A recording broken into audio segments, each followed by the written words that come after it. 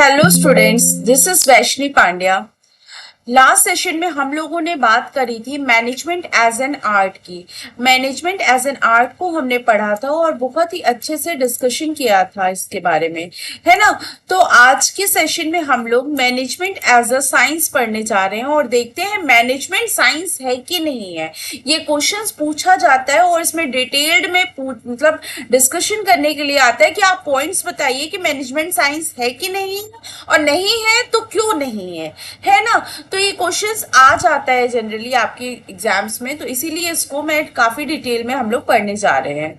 तो management as a science, systematize body of knowledge. पहला क्या है हमारा, सिस्टमेटाइज बॉडी ऑफ नॉलेज। तो देखते हैं, science is a systematic body of knowledge. Its principles are based on cause and effect relationship. For example, the phenomenon of an apple falling from a tree towards the ground is explain by the law of gravity. तो कहा गया है ये एक systematize body of knowledge है science, ठीक है। Science को कहा गया है साइंस में कुछ ना कुछ कॉज होता है, कुछ होता है किसी चीज का, तो उसके पीछे कोई कारण होता है, ठीक है। तो इन्होंने इसी तरीके से बताया है कि कुछ होने का कोई कारण है। इसलिए जो ये एप्पल वाला फिनोमेना था, हम लोगों ने पढ़ा था कि एप्पल जो है जब नीचे गिरता है तो क्यों गिरता है, इसके पीछे क्या कारण है। इसके पीछे कारण था हमारा ग्रेविटी का, ठीक है।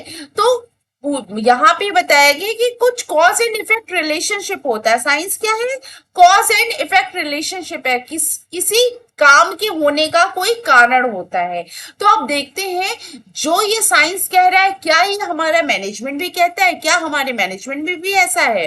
तो management has and systematise body of knowledge. तो यहाँ पे कह रहे हैं हाँ भाई मैनेजमेंट में भी ये बात है कि मैनेजमेंट भी है। It has its own theory and principles that have developed over a period of time, but it also drawn on their discipline such as economics, sociology, psychology and mathematics. तो इन्होंने कहा हाँ ये बात है कि मैनेजमेंट भी एक सिस्टमेटाइज बॉडी ऑफ नॉलेज है, ठीक है।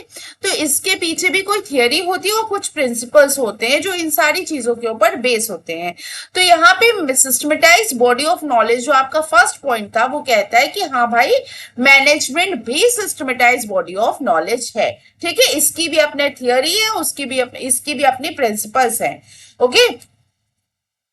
बट ये जो है कुछ और जो है थियोरीज पे बना है, but it also draws on other discipline such as economics, sociology, psychology and mathematics पे है, ओके। तो नेक्स्ट है हमारा प्रिंसिपल बेस्ड ऑन एक्सपेरिमेंटेशन।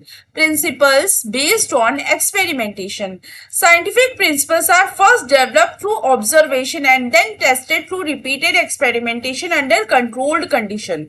तो बताया गया है principles are based on experimentation, कई ऑब्जर्वेशंस किए गए, एक्सपेरिमेंटेशंस किया गया, उसके बाद कुछ प्रिंसिपल्स बन के निकले हैं, ओके।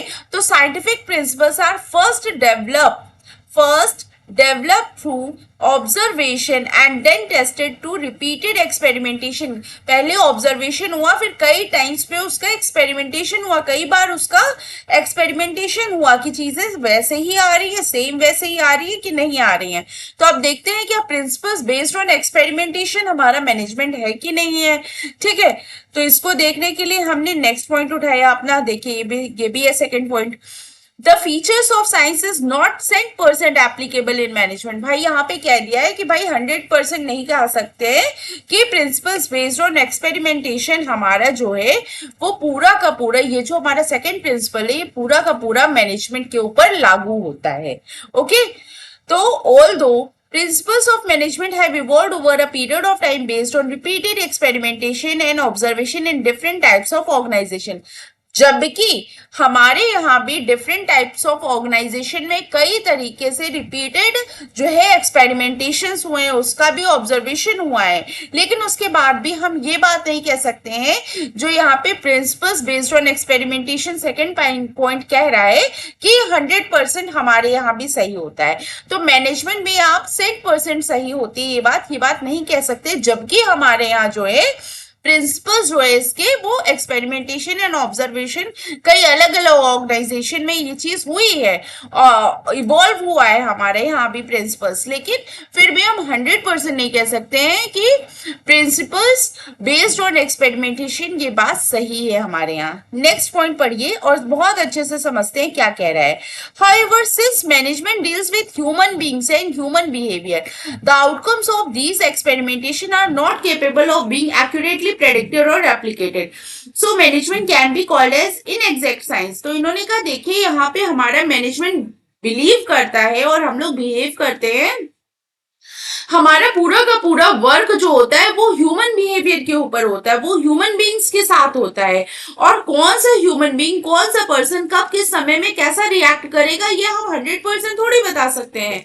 लेकिन आप एक केमिकल ए को मिक्स करके केमिकल बी से जो आप कुछ बनाइएगा वो केमिकल सी ही बनेगा, वो केमिकल सी ही बनेगा। ये तो हम 100% साइंस में कह सकते हैं, ये बात तो हम 100% कह सकते हैं ना साइंस में। लेकिन हम मैनेजमेंट में अगर ये बात कहें तो हम मैनेजमेंट में ये बात नहीं कह सकते हैं बच्चों की ए पर्सन जो है और वो जो बी पर्सन है ये दोनों ही जब बहुत अच्छे से काम करेंगे तो जरूरी नहीं है रिजल्ट इनका बहुत ही बेस्ट आएगा, या फिर इनके जो रिजल्ट के बाद जो सी पर्सन है वो इनकी बात से तैयार हो जाएगा, है ना। तो यहाँ हमारा कोई एक ए पर्सन और हम बी, क्योंकि हम ह्यूमन बींग्स के साथ डील करते हैं, हम केमिकल्स के साथ तो डील नहीं करते हैं ना। साइंस में क्या होता है, दो केमिकल्स को मिक्स करने के बाद एक्यूरेटली यही आएगा रिजल्ट, ये हमें पता होता है। लेकिन मैनेजमेंट में हम 100% नहीं कह सकते। हमारे यहाँ भी ऑर्गेनाइजेशन में कई एक्सपेरिमेंटेशन हुए तब जाके हमारे प्रिंसिपल्स भी इवॉल्व हुए हैं, मैनेजमेंट के प्रिंसिपल्स भी इवॉल्व हुए हैं। लेकिन मैनेजमेंट प्रिंसिपल्स ह्यूमन बिहेवियर के ऊपर, ह्यूमन बीइंग्स के ऊपर लागू होते हैं। इसीलिए हम ये नहीं कह सकते कि जो हम सोचे हैं हमारे एक्सपेरिमेंटेशन में रिजल्ट आया है वही 100% ट्रू है और यही रिजल्ट आएगा। ओके, तो बात समझ में आई। So management can be called as inexact science. तो यहाँ पे हमने मैनेजमेंट को इनएग्जैक्ट साइंस कहा है। थर्ड है हमारा यूनिवर्सल वैलिडिटी। अब देखिए यूनिवर्सल वैलिडिटी क्या कह रहा है, scientific principles have universal validity and can be applied in all situation and at all time. तो साइंस में उन्होंने बोला है साइंटिफिक प्रिंसिपल्स को यूनिवर्सल वैलिडिटी मिली होती है और ये सभी सिचुएशन में सब समय लागू किए जा सकते हैं। ठीक है, सभी सिचुएशन में सेम ही रिजल्ट आएगा। जब सेम रिजल्ट आएगा सभी टाइम में हम उसको लागू कर सकते हैं। क्या ये प्रिंसिपल यूनिवर्सल वैलिडिटी हमारे मैनेजमेंट में लागू हो सकता है? आइए देखते हैं। This feature of science is also not 100% applicable in management. अब भाई यहाँ पे भी इन्होंने कह दिया कि नहीं, बिल्कुल नहीं हो सकता, 100% तो लागू नहीं हो सकता है। यूनिवर्सल वैलिडिटी आप साइंस को कह सकते हो कि जो है ये हमारा ऑक्सीजन का क्या फॉर्मूला होता है या H2O हमारा जो फॉर्मूला होता है ये ऑल ओवर इंडिया में यही फॉर्मूला होगा ना, हमारे वाटर का फॉर्मूला यही होगा। लेकिन सेम यही फॉर्मूला, सेम यही चीज हम मैनेजमेंट में अप्लाई नहीं कर सकते हैं। क्यों? फिर से वही बात आती है, क्योंकि मैनेजमेंट ह्यूमन बिहेवियर के ऊपर डील करता है, तो यहाँ पे भी यूनिवर्सल वैलिडिटी नहीं होती है। ओके, थोड़ा और डिटेल में समझते हैं क्या कह रहे हैं ये बात। Since the principles of management are not as exact as the principles of science. तो मैनेजमेंट ऑफ प्रिंसिपल्स जो है, प्रिंसिपल्स ऑफ साइंस जो है प्रिंसिपल्स ऑफ मैनेजमेंट से एज एग्जैक्ट नहीं मिलते हैं। Their application and use is not universal. इसके यूज और एप्लीकेशन यूनिवर्सल नहीं है। हर ऑर्गेनाइजेशन में किस तरीके का काम हो रहा है, वो कौन सा प्रोडक्ट बना रहे हैं, कैसी फैक्ट्री है, कैसी इंडस्ट्री है, ये उस चीज पे डिपेंड करता है। ठीक है, तो सेम फॉर्मूला आप यूनिवर्सली अप्लाई मैनेजमेंट में नहीं कर सकते हैं।